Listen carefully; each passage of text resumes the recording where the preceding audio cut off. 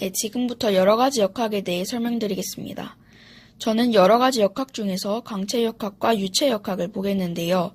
강체 역학의 개념, 비교, 병진 플러스 회전, 그 다음에 이런 역학이 사용되는 예, 유체 역학에서는 유체 정역학과 유체 동역학을 보겠습니다.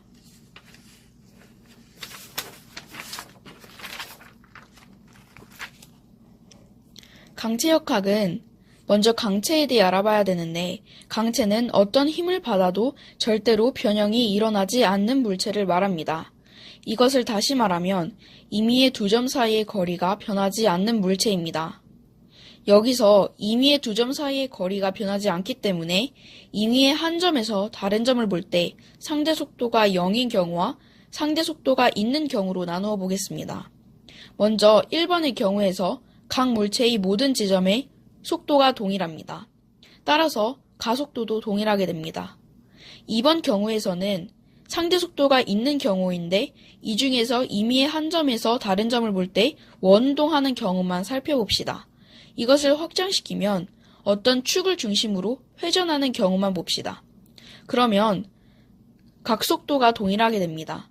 그리고 이것을 시간으로 미분하면 각가속도가 동일하게 됩니다. 따라서 1번과 2번을 비교해보면 변위는 각변위와 그 다음에 속도는 각속도와 가속도는 각가속도로 비교해볼 수 있겠습니다.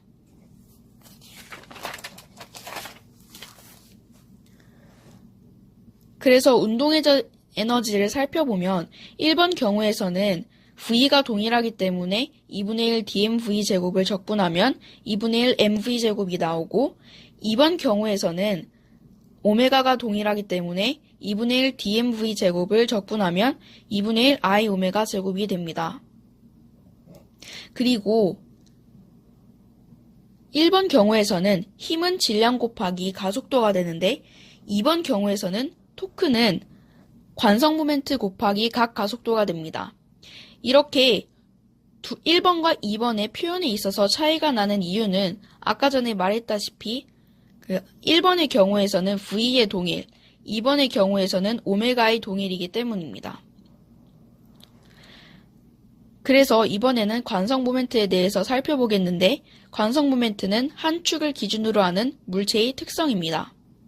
예를 들어서 속이 찬 구의 경우에는 5분의 2 mr제곱, 구껍질의 경우에는 3분의 2 mr제곱, 원판의 경우에는 2분의 1 mr제곱, 그 다음에 판의 경우에는 그림처럼 12분의 1 m 괄호 a제곱 더하기 b제곱 괄호입니다.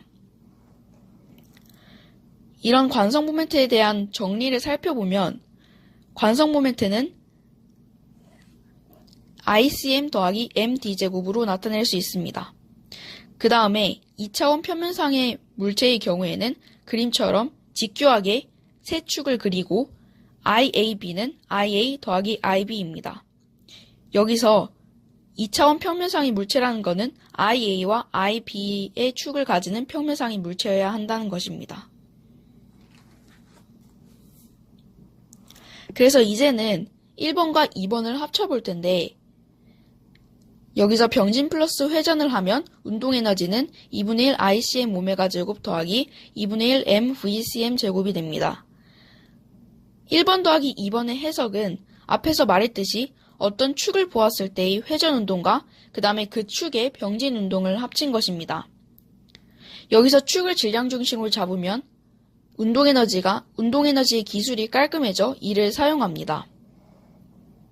여기서 중요한 사실은 1에서 다루었던 병진 운동 기술들은 임의의 강체에서 F의 총합이 질량 곱하기 ACM이 되므로 질량 중심으로 생각했을 때로 표현해 볼 수 있습니다. 그래서 이것을 사용할 수 있습니다.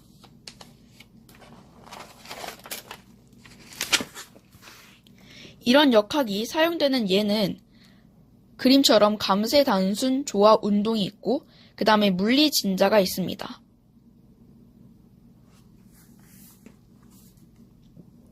이번에는 유체 역학을 살펴보겠는데요. 유체는 강체와 달리 모양이 바뀔 수 있습니다. 예를 들어 액체와 기체를 말합니다. 유체 정역학의 경우 정지 상태여서 힘 평형을 이용하면 다음과 같은 압력으로 표현된 식으로 나타내 볼 수 있겠습니다. 유체 동역학의 경우에는 이상유체를 가정하는데 이 중에서 층 흐름만 봅시다. 층 흐름은 전체적인 흐름 모양이 시간에 따라 변하지 않는 정상 흐름을 말합니다. 여기서 동일 유선상에 2점에서 1 에너지 정리를 쓰면 압력과 그 다음에 속도, 그 다음에 위치를 이용하여 베르누이 방정식이 나오게 됩니다. 그리고 이상유체라는 가정에 의해 밀도가 변하지 않아 AV는 상수인 연속 방정식이 나오게 됩니다.